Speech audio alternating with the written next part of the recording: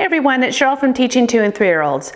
We are starting week 4 of our spring theme, and this week we will also be adding bugs, butterflies, and gardening. In our block area, we've turned our train table into a bug station, and we've got all kinds of big bugs and smaller bugs with our tree blocks for lots of bug play. Our flower market is once again in our dramatic play area as it was last week, but we've added a little butterfly station and some really cute little butterfly felt hats that somebody had given me years ago. They're little caps and they're so cute. And then what I did is I took our shelf that was over here and I moved it over underneath this nice sunny window. We have our pretend flowers and our gardening gloves and different gardening materials on the shelf as we did last week, but I'm saving the top of this shelf so that we can put our plants up here. We are going to be planting mammoth sunflower seeds and then putting them in this nice bright sunny window and watching them grow. For our Play-Doh, I have our silicone muffin cups. We absolutely love these for Play-Doh. They're used all the time. And then a few years ago, I bought this bag of satin flowers it's that bag that never ends, and I glued them to popsicle sticks a few years back.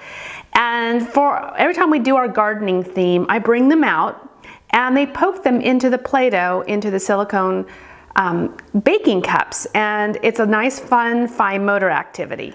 And normally our writing table is over there where our gardening is, but because we do move things around, this week I have put our writing table in our reading area, which actually I really like it.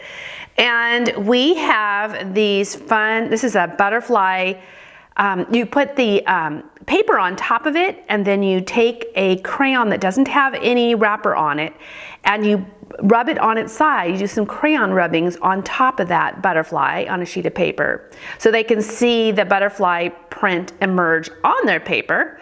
And I also have the spring printables. I will put a link in the description that the children can also use. On our light table, we have some fun facts about bugs, and then we have these big jumbo bugs that we got from Lakeshore. And I love them for the younger children because they're so big and chunky.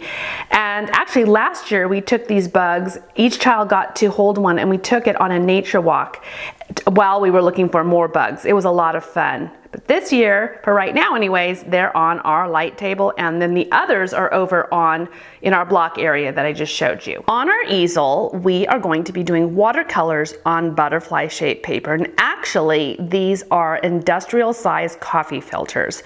And I believe you can get these on Amazon. If I find them, I'll drop a link in the description. You can also use regular coffee filters. They will just be smaller. But I wanted something that was larger for this activity because I thought they'd look really fun hanging in the classroom. And our children love watercolors and haven't had a chance to use these watercolors in a while. In our sensory bin, I kept the coffee beans and rocks in there from last week's sensory bin, our frog sensory bin. Our pond sensory bin, that is. And then I added these silicone terracotta pots. Oh my gosh, these are so cute. And every time I check Amazon, they either have them or they're sold out. So if I find them, I'll put the link in there. But it's hard to say if they will keep them in stock or not. They're so cute. I bought them 3 years ago. I believe it was 3 years ago. Time goes by so fast. I actually got mine at Michael's Crafts, but I have seen them on Amazon. So again, if I find them, I will share them with you. And also I bought these, they're real thin little plastic butterflies, and I got these on Amazon as well. And then there's little magnifying glasses in there, and there's some tweezers so they can pick up the butterflies with the tweezers to transport them. For our table activities, I have several different things going on here, and I will share first my free printables, and I have the link in the description. These ones are counting mats, and so they're little caterpillars, and you can use pom-poms and place them on each number. So each number has a circle on it. It has the same number of circles as it does the number itself. We're also using our butterfly puzzle, which I've shared before, and I just created a blog post talking about how we use this. So I'll drop the link in the description, but this is a fun activity because it can be used with younger children, like toddlers, and then you can adapt it for children who already are mastering 1 to 5, and you can work it into using it with during small groups or as an independent table activity. And since we're adding gardening to this week's activities, I have the shape flower printables, and I have this set up so that they match the shape. I have made 2 copies, and the first copy I laminated and kept them together, and then the second copy of each one I cut them apart as cards, and they will match the cards to those that are on the laminated sheets. And I'll also add that I will not have all of these out at the same time. I will probably only pick a few each day to do, because if I have this many out, it really would be overwhelming. And for our 2-year-olds, I will just have our simple shapes such as the oval, the triangle, the square, and the circle. And this activity also would be fun to do during circle time, placing the laminated sheets in front of you and then giving the children each a card, and then they place it on the matching spot. Another free printable that I've created, I haven't actually put these together yet, but these are caterpillar puzzles. So they match the number to how many caterpillars that they see, and you just simply print it out. I have a link in the description, and you create little puzzle cards with them. And one more fun table activity that we have are these Snap and Learn shape butterflies by Learning Resources. And these, actually we got a head start using these last week, and the children really enjoyed them. On our science table, we have our caterpillars that are now in the chrysalis stage, and we are just patiently waiting for them to emerge as butterflies.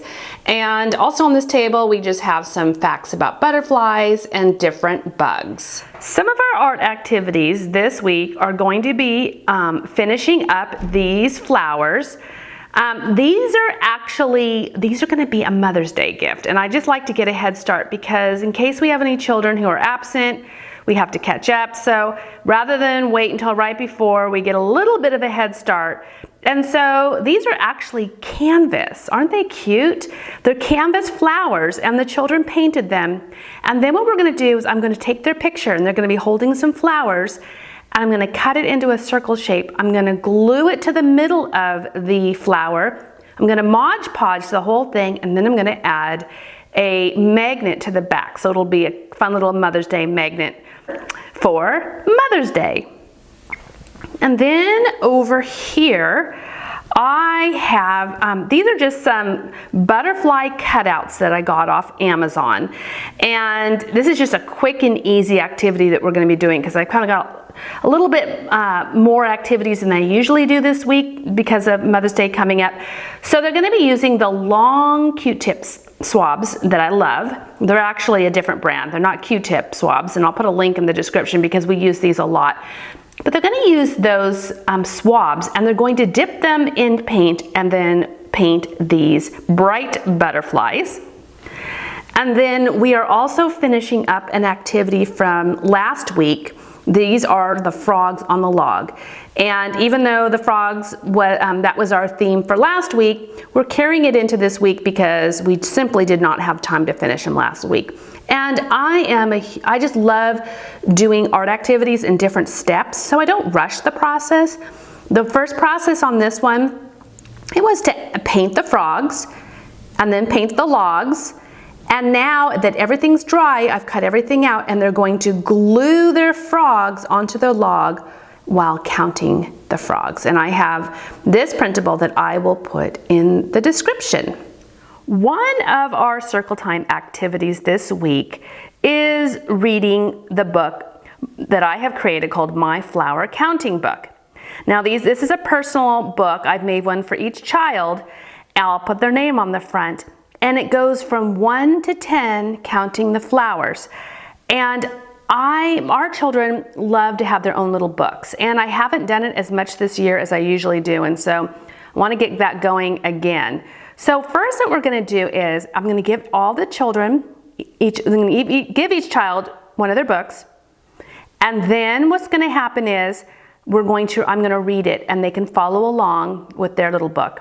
Then we're going to take it to the big table, and the children can then color their flowers that are in their book and take it home. Some of the books that we will be reading this week: 10 Wriggly Wiggly Caterpillars, Beetle Bop, Little Bee, and then The Happy Bee. And what is really cute about this is that I found these little bee finger puppets. I don't know where they came from.